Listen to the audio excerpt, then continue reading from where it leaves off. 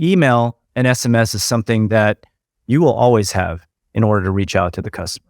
And that's why I think it's fundamental to any business that is run. For my e-commerce store, it's about 30% of my revenue. Today, I'm very excited to be joined by Steve Chou. If you don't know who Steve is, you got to know Steve. He's the author of the brand new book, The Family First Entrepreneur. He's also host of the My Wife Quit Her Job podcast and the website, mywifequitherjob.com, where he teaches people how to sell physical products online. Steve, welcome back to the show. How you doing today? I'm great. So happy to be back, Mike. It's been a while. Yeah, it's been a little while. Today, Steve and I are going to explore how to target website visitors organically with emails. Yeah, you heard that right. How to target website visitors to your website organically with emails.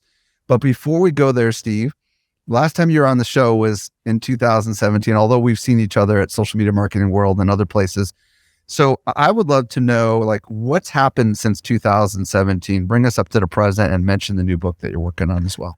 Yeah, so what's happened in the last 6 years? That's like a decade or longer in internet years, right? Right. So first off, I grew my blog to its highest traffic levels by growing my SEO traffic over 4x. I grew a YouTube channel to over 200K subs, and I launched a new book called The Family First Entrepreneur, which teaches you how to start a thriving business with family as your priority. And I get the system down where I can run 2 7-figure businesses working just 20 hours a week with minimal staff.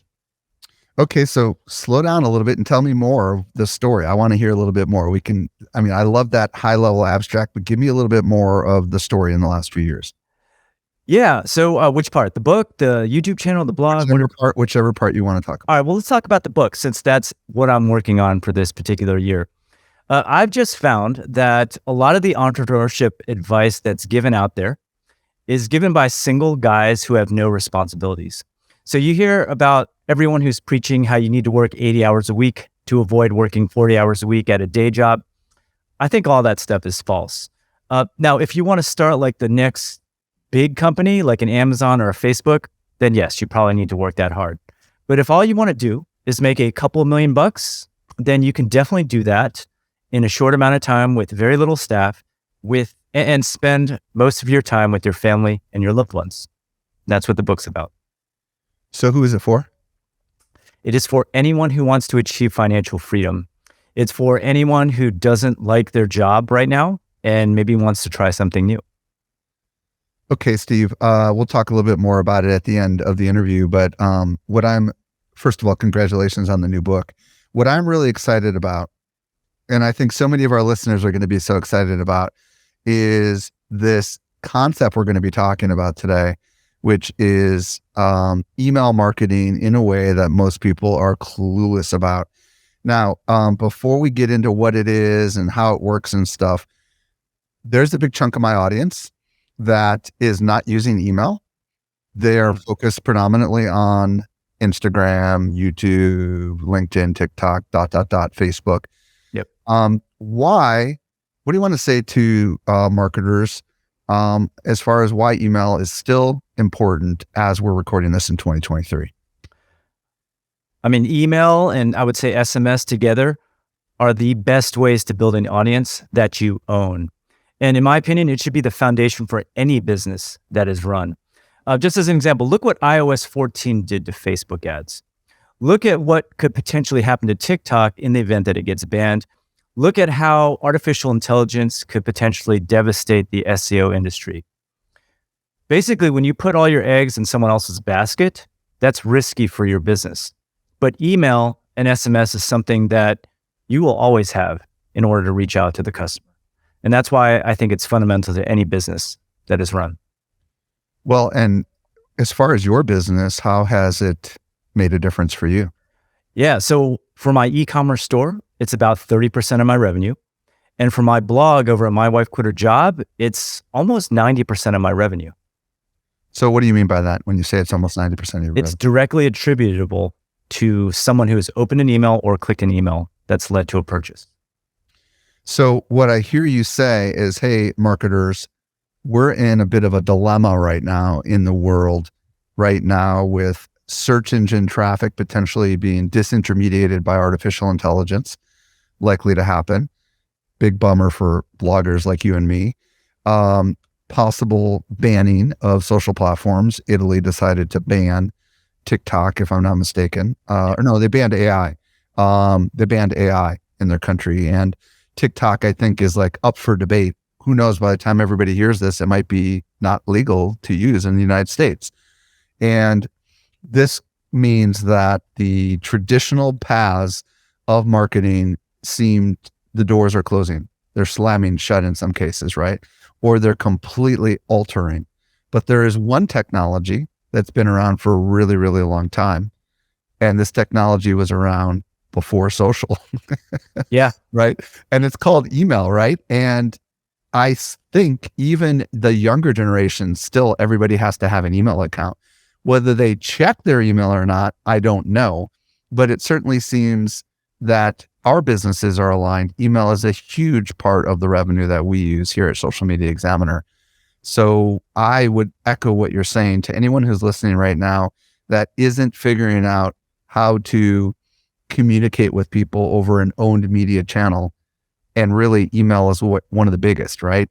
Absolutely. SMS has, its unique challenges and opportunities as well, but we're not here to talk about this today.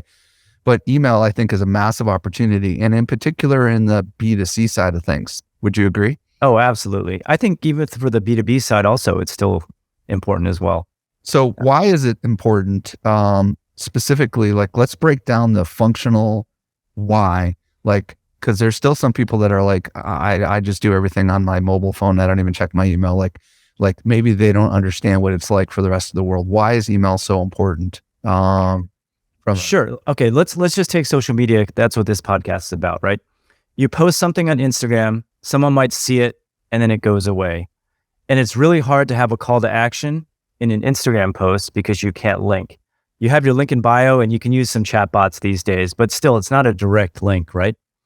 If you want a customer to do something that you want to do, email is by far the best way to do it. It's direct. Yeah. And what I really like about what Steve just hinted, and it's true that you can put links in your stories. But the point of the matter is that the algorithm is restricting links. For example, in my keynote at Social Media Marketing World, I revealed how only about 7% of all content on Facebook contains a link. And that's down like 53% from 9 months earlier. So everything is moving towards capturing and retaining on-platform experiences with all these social platforms, right? Yes. So the idea that you're going to create some sort of an organic funnel, right, on the social platforms is nearly impossible, because the likelihood of someone seeing that post again is just going to go down and down and down, right? You can do with paid, that can cost a lot of money. But with email, obviously, if you can capture the email, you can send as many emails as you want. Reminders, sequences, all these kinds of advantages are made possible when you use email. And, Steve, you and I are like OG email marketers, but there's a lot of people listening right now that are not email marketers. They don't understand that you can do all sorts of amazing things for free, practically free, with email, right? Like, just what are some of the things you can do with email that you can't do like with sequences and stuff? I mean, what's nice about email, and I'll just give you some examples on the e-commerce side here, is that the level of automation is pretty amazing. So let me just give you a quick example. In our store, we sell 3 different types of napkins: cocktail, lunch, and dinner napkins. And with email, we can see what someone bought. And let's say someone just bought cocktail napkins, but we want to introduce them to our matching dinner napkins. We can automate the flow in such a way that if they bought one but not the other, we can send them an email that says, hey, we noticed you bought cocktail napkins. Did you know that we had matching dinner napkins? And all that stuff can happen automatically behind the scenes. Yeah. And to give everybody another example, if you visit one of the sales pages for one of our products, like the Social Media Marketing Society, which I believe we will be promoting by the time this interview goes live, and you're already on our email list, but you do not buy the product, we can track how many times you visit that sales page. And if you visit that sales page 2 times or more, we can set an automation sequence in place that says, hey, considering the Social Media Marketing Society, here's some things you might want to know. And we can send a customized sequence just to those individuals who visited that particular page. It's completely above board. And that's just the beginning of what's possible with this kind of stuff, right? Exactly. So we run a 3 email strategy to do exactly what you just described. So if someone puts something in their shopping cart and they don't check out, we send out an email 4 hours later that says, hey, we just noticed you inserted something in your cart. Why don't you come back and complete the transaction? And that first email after 4 hours actually converts at around 10%. We send out another email if they have not purchased it after 48 hours. Something similar in terms of the verbiage. That converts at another 2.4%. And then 3 days later, we send out a final email that just says complete your purchase. So all told, we recover 19% of our sales this way. And if you decide to add a coupon on the last email, you can probably convert up to 30% of your visitors. The problem though, is that you can't implement this unless you have that person's email. Right? Yeah, this is a perfect transition to what we're about to talk about, right? So everything I've been talking about and Steve's been talking about assumes that you have a database of email subscribers and they're already on your list and they've already opted in to give you their email address and you're tracking their actions inside the email and also on the website. But what do you do when you don't have that information? And that's really where we're about to go right now, right? So let's talk about at a high level, and then we're going to break this stuff down because what we're about to talk about, people, sounds like magic and it sounds impossible and it might even sound illegal. Okay. But we're going to address all of this stuff. Okay.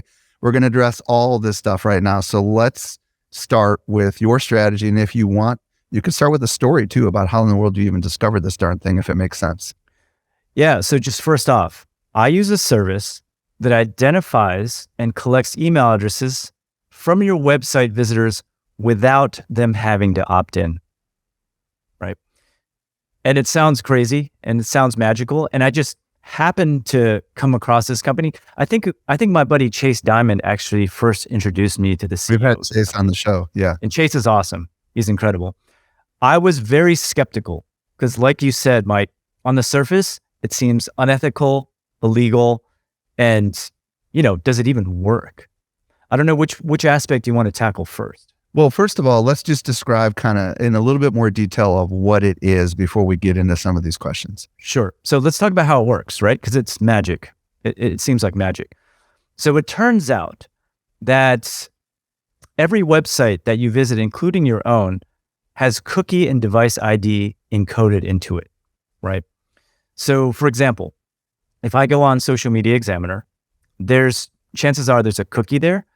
And in that cookie, let's say it's for an email service, the email address is kind of encoded into that cookie data.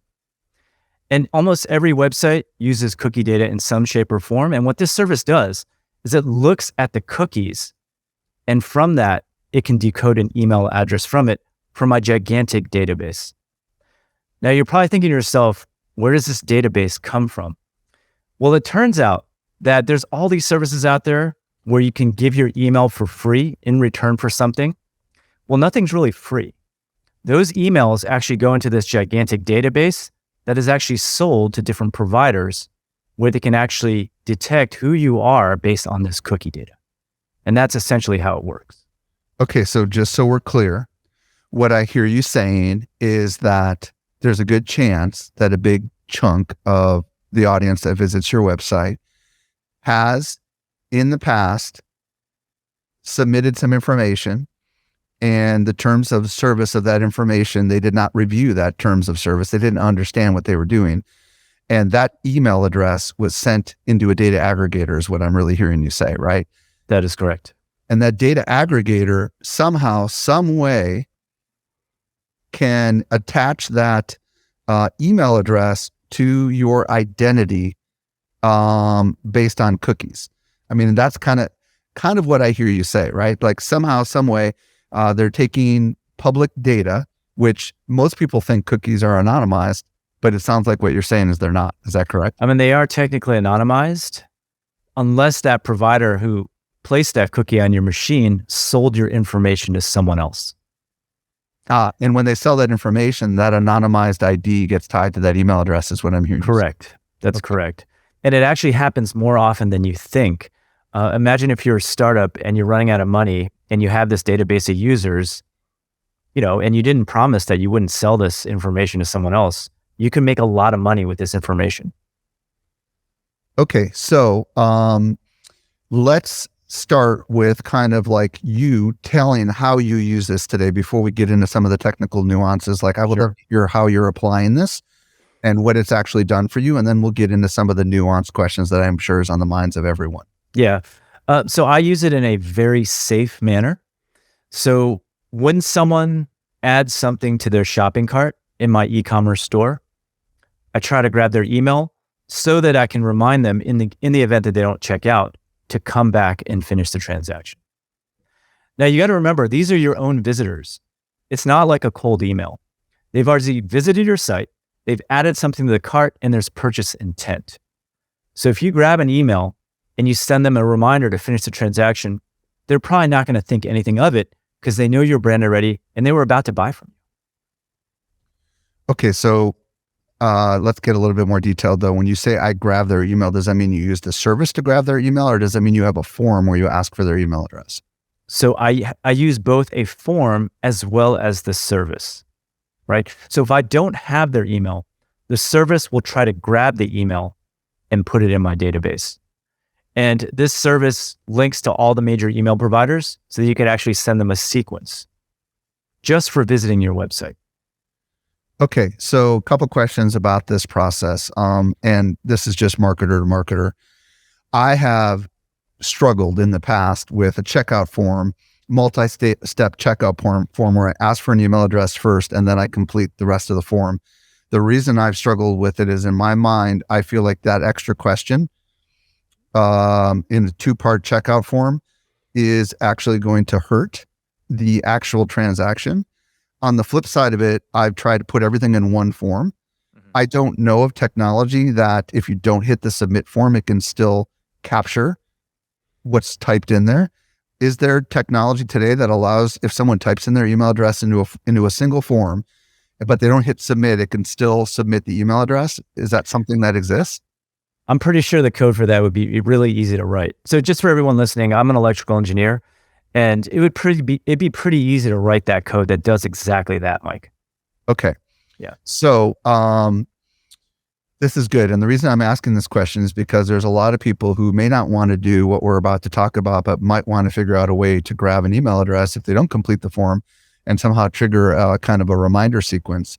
So in your particular case, Steve, what I'm hearing you say is when someone hits your checkout page, which indicates some level of intent, it's typically then that if they do not enter their email address, you are using this service, which is able, generally speaking, to capture an email address. What's the ratio, the percentage likelihood that can happen as far as getting an email address per visit?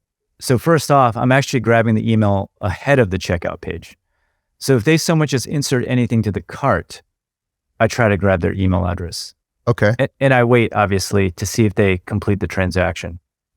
The service states that it can grab anywhere from 35 to 40% of the emails for people that visit. In practice, I found that it's around 25%, so it's not perfect. Okay. So once you grab that email address, let's say using this service, what do you do with that email address? So I send them an email. I put them on a sequence and I say something along the lines of, hey, thanks for stopping by. If you have any questions, hit reply to this email and we will answer them as quickly as possible. And if you can get them to reply, that's even better because now the deliverability is going to be good and you're establishing a conversation and they're most definitely not going to mark it as spam or think anything suspicious.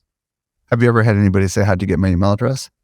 I have had a couple people, but based on the percentage of emails I've gathered this way, it's like 0.01% or maybe even less than that.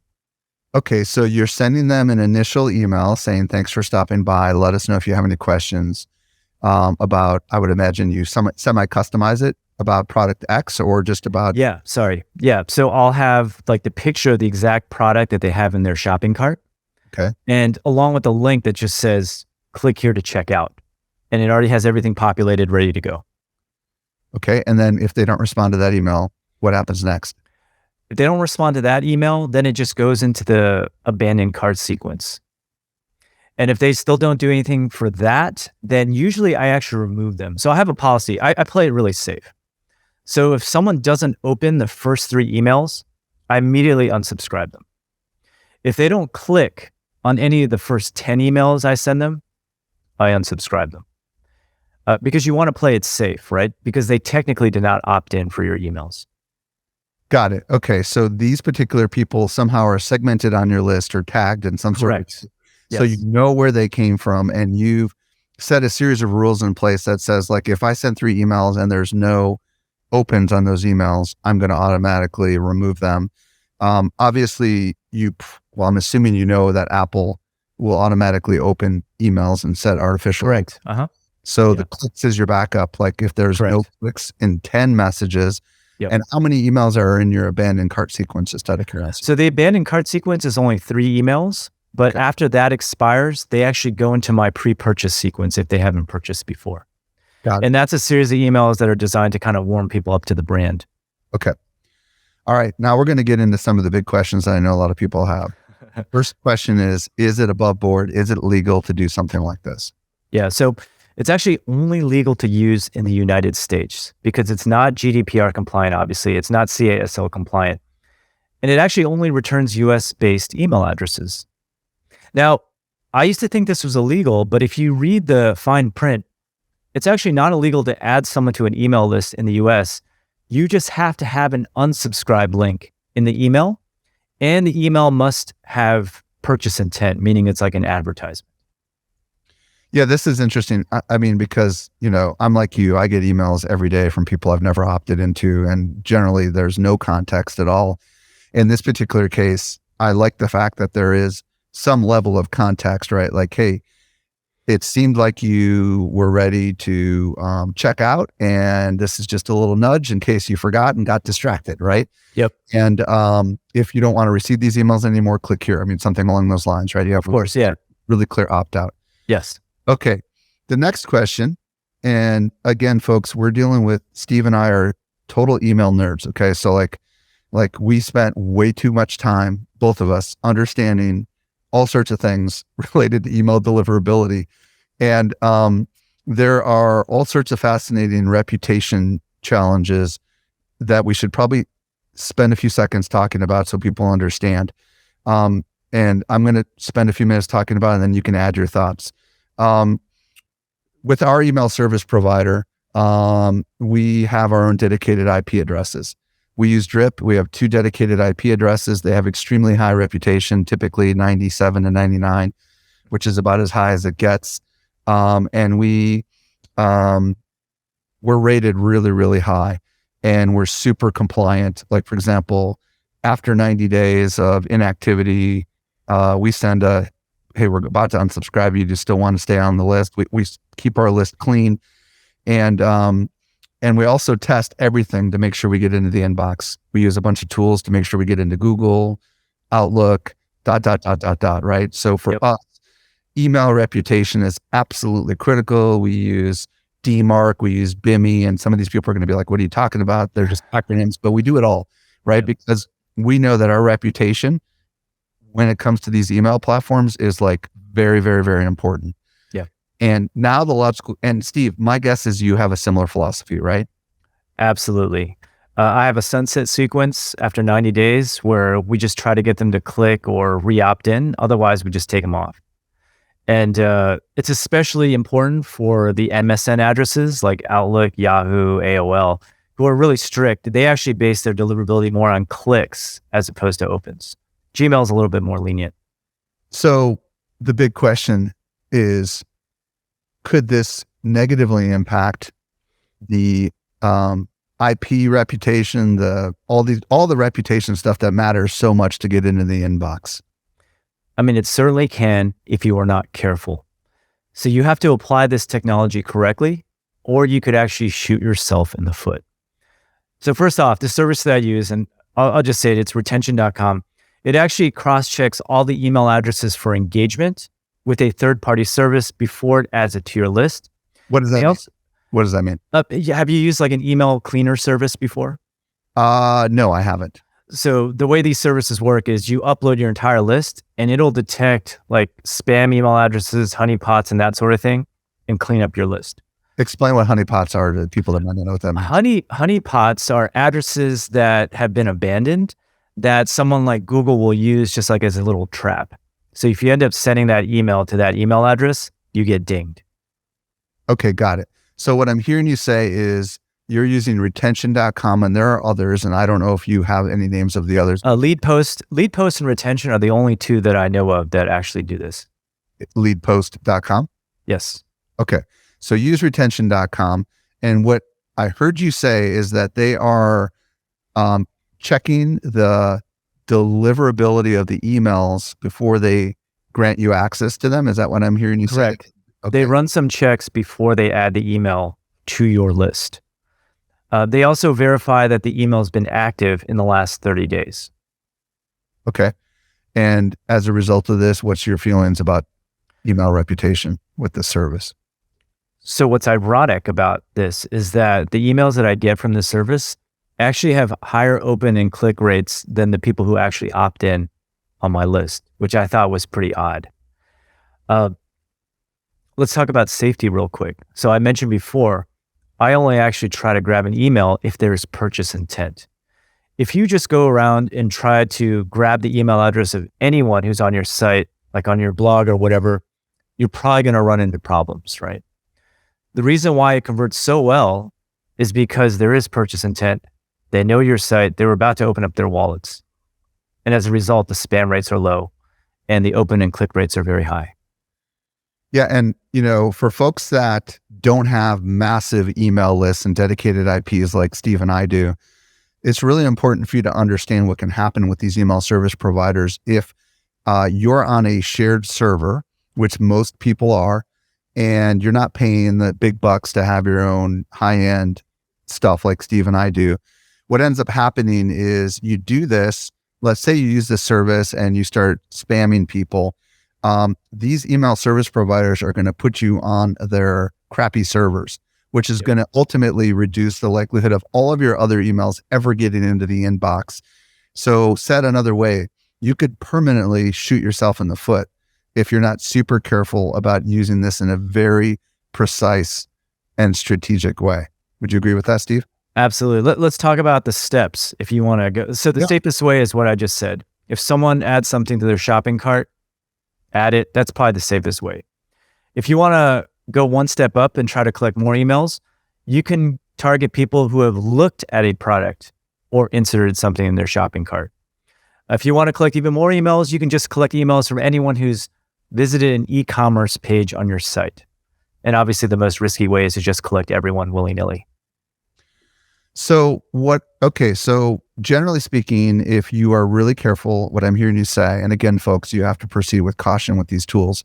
Yeah. If what I hear you say, you're super careful about where you target these particular individuals, and you're really diligent about removing them from your list if there is no action within a certain period of time, then you are going to likely have some great benefits from it. How has this helped your sales and your revenue? Yeah, so the return on ad spend is almost 8x. Each email that you gather will cost you about 20 cents. Now, if you compare that to an email that you might get from Facebook, I think for my Facebook ads, I'm paying maybe $4 to $5 an email. Compare that to 20 cents and it's a no-brainer. And I would argue that these emails are much better because they're from people who have actually visited your site. Okay, so you're paying about 20 cents per email. Correct. And you were saying the return on ad spend was what? What did you say it was? About 8x, and that's just in the first month. But this isn't really an ad technically, right? So this is a return on your service, right? You're paying 20 cents per email, and you could look at it like an ad, except it's not an ad because you're owning that email until they unsubscribe or you want to take them off the list, right? Correct. I was just about to say, so just for this interview, I kind of pulled my stats for the lifetime value of those emails, and it's well over 20x. Wow. So that 8x is for the first month. That's what the service actually shows you to show that it's making gains right away. But if you look past, I've been running it for maybe 8 months now, and if you look past that, the return on ads, well, it's not an ad. but the return is well over 20. Return on investment. Yeah. Yes. So what does that equate to in actual revenue for you? And how does that compare? You don't have to say the total revenue, but like, you pay 20 cents, you make what, $5 or a couple of bucks, or what are we talking about? So my average order value is about $60. And so we're talking about 5 figures a month. Okay. And as far as the way the service works, explain how it integrates. Like, does it work with a major email service provider? So you own the email address, they're not leasing it to you. Is that correct? That is correct. They add it to your email provider and they integrate with almost all of them. Okay. So, how are they tracking the ROI though? Is there some sort of pixel that they're pushing on your site or first party data or something like that? So it's not exact. And if you want to get into details of how it works, what you do is you insert the code on the pages that you wanted to gather emails. And you have to remember also that you're gathering your own emails on the side, and you don't want to pay for the emails that you actually gathered or for those emails that for someone who actually checked out on your site. So there's actually another script that you put when you actually gather your own email, and that email will not be counted in the cost. Is it safe to assume that you're not feeding the beast, if you will, by putting this on your site? Do you understand what I'm asking? That's actually a good question. There is that possibility. I actually did not ask that question. So there is that possibility that the people you're gathering could potentially be used in this database. That's what you're getting at, right, Mike? Yes. Yes. I think it is possible. I have to ask that question. That's a great question. Yeah, because if it was me, I would not want every single one of my customers who purchased from me to somehow get retargeted if they'd never been in this database before. And I wonder if there's ability to kind of block that or whatever, But I know the owner of this particular service, which is why I was even willing to give it a try. And for him, just the integrity of the emails is very important to him, because all it takes is someone like getting marked as someone's emails getting marked as spam, which can ruin his entire service. So I would imagine that he's not selling it, but I can ask him that question. Yeah, I think it's a useful question someone who has a lot of traffic might want to ask, which is, is there a do not track section for certain kinds of actions or something like that? That would definitely be worthy of anybody who I think would go to one of these services and ask this question. Yeah. Let's talk about some possible business applications here outside of your actual applications. Like, I know others who are using this, and let's just explore use cases and creatively right now so people could understand how they could use something like this. Sure. I've actually just started experimenting with this on my content site very carefully, because I sell a course and I know you sell a bunch of digital products as well. So right now I'm just being really safe. If someone has visited my site and stayed for over 60 seconds, has actually read the blog post for over 75% of the page, and who's visited multiple pages on the site and is a real human, I'll try to grab their email. And then I'll put them on a sequence that gives out my best. Real quick, before you talk about that, how are you actually tracking that? Are you using Google Tag Manager to do that? Or is this a function built into the tool itself? It's not built into the tool itself. You can use Google Tag Manager. In my case, I just wrote the code myself because I wanted very specific things just to make sure. And I do this so I'm doing a limited test right now only on my best articles that I know convert really well, just as a test. And I have the flex, like if you know how to code, it's the same thing as Tag Manager. Okay, so you are triggering if they visited multiple pages on the site, 75% down, at least this many seconds on the site. Yes. What kind of emails are you sending out once? Yeah. So I teach e-commerce. So the first email is the same thing. Thanks for stopping by. If you have any questions about e-commerce whatsoever, hit reply and I will answer them. I read every single email. That's what I'll write in the first email. And then if they don't reply or whatever, I send out my best content on e-commerce. It's only like 3 or 4 emails, but literally the best content that I have. And then I try to get them to actually opt in to what I have, which is my 6-day mini course on e-commerce. I'm very quick to unsubscribe. So if they don't open the first 3 emails, I unsubscribe them. If they go through that first sequence of 5 or 6 emails and don't click, I unsubscribe them. For people that are like me and somebody in my audience that's not used to using paid acquisition to grow an email list, and we've just done everything organically, and I'm sure I'm not the only one. Is 20 cents per email considered a really good deal? Would it cost me significantly more to use Google and Facebook, for example, to acquire? Yeah, absolutely. I'm still gathering emails through Facebook, and it's like $5 an email, $4 or $5 an email. Got it. Okay. So what are some other applications that you've been pondering or that you've seen others do? So far, we've talked about you hit a checkout page, you decide not to buy for whatever reason, and email is a nice little reminder to get a portion of those people to come back. The other example you just mentioned is you visit a website, you're consuming some of the most valuable content that you have on the website, and you opt not to get more information for whatever reason. And I'm sure you're probably using pop-ups and all those kind of things on the Correct. website. Yes. But for whatever reason, they did not choose to do that. Are there any other applications, maybe in the e-commerce world or in the, I don't know, high-end space that you could see valuable for something like this? I mean, I think this really applies for anyone who sells anything.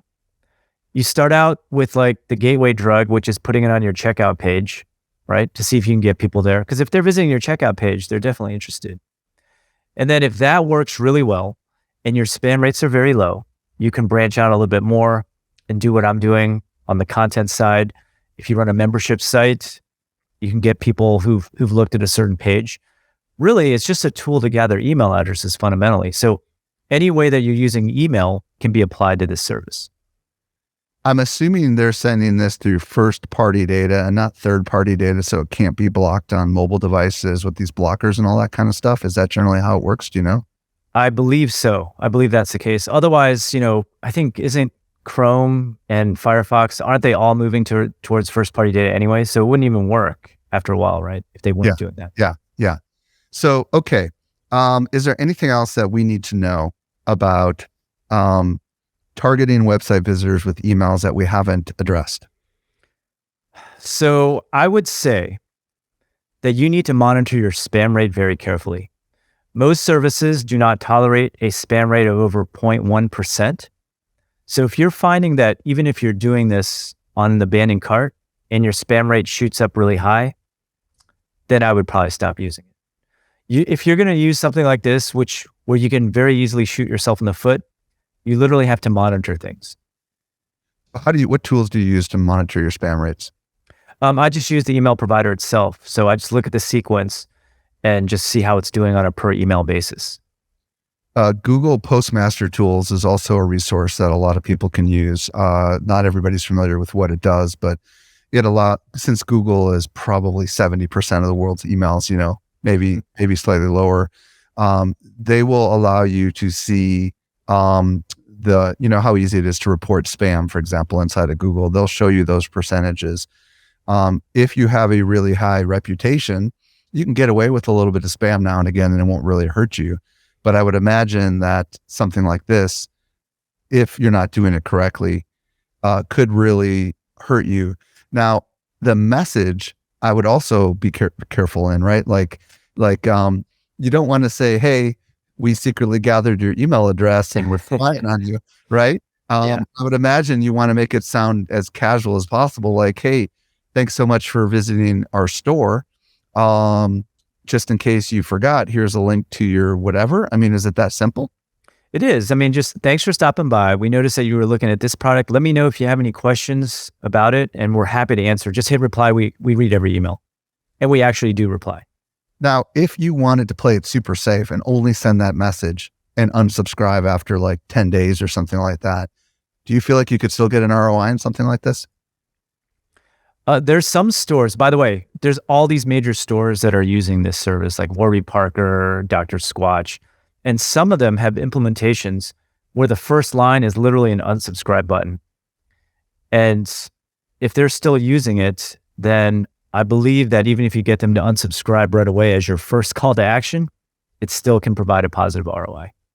Okay, that's really fascinating. So that's a piece of data that is social proof that we didn't get until the end of the interview here, which is that major brands are starting to use this to try to increase their conversion rates on people buying directly from their websites. That's kind of correct.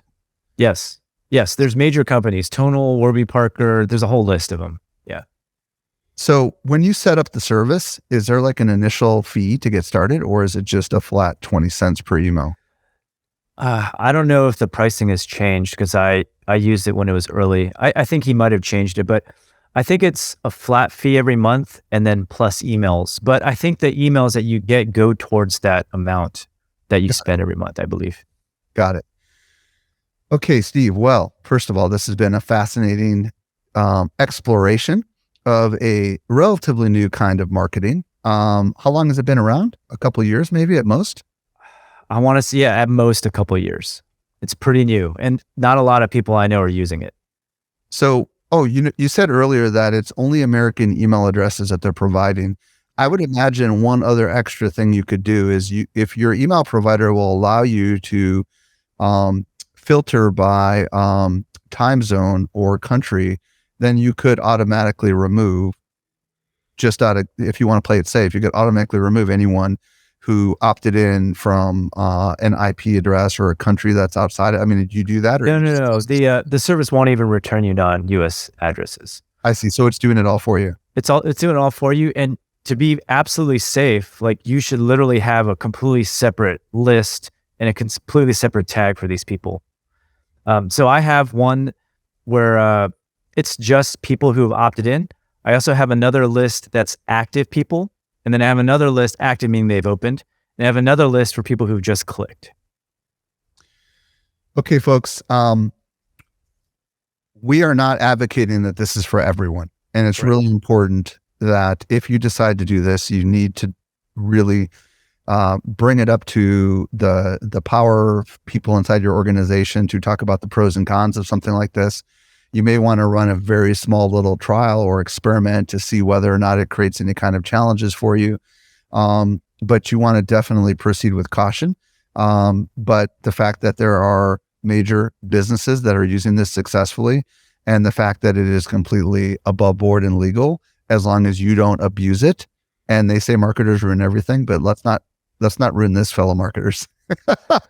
Steve, if people want to discover more about your brand new book, The Family First Entrepreneur, or more about the other things that you're doing, where do you want to send them? Yeah. So if you're interested in the book, go to thefamilyfirstentrepreneur.com. And I'm giving out a bunch of free bonuses just for pre-ordering the book. The first bonus is a 3-day workshop on e-commerce, which will walk you through a bunch of the strategies that I use for my e-commerce store. I'm also giving away a 2-day workshop on content creation. I run a podcast, a blog, and a YouTube channel, and I run through all the different ways that you can make money there. I'm also giving a 6-week live, what I call a Family First Challenge, where I will walk you through and help you make your business more efficient. Essentially, that's what the book is about. It's about making your family a priority and running a successful business, but essentially it's about making everything more efficient. Everything that I do is systematized, automated, efficient, and that's what I hope to pass on in the book. Where do they go to get that? Thefamilyfirstentrepreneur.com, or you can just go to anywhere where books are sold, like Amazon.com, and pick it up. But in order to get the bonuses, you have to fill out a form on the familyfirstentrepreneur.com website. Steve, if people want to connect with you on the socials, do you have a preferred platform that you want to send them to? And if they want to check out your other stuff, where do you want to send them? Yeah, so I'm mostly on Twitter, actually, over at @mywifequit. And if you want to check out some of the articles I've written about e-commerce, you can go to mywifequitherjob.com. I also run a podcast of the same name that mainly interviews people in the e-commerce space or just in the business space. And I also have a YouTube channel of the same name, My Wife Quit Her Job. Steve Chou, thank you so much for coming on and answering my litany of questions. We are so much more informed now about this brand new form of marketing because of you. Thank you again. Thanks for having me, Mike.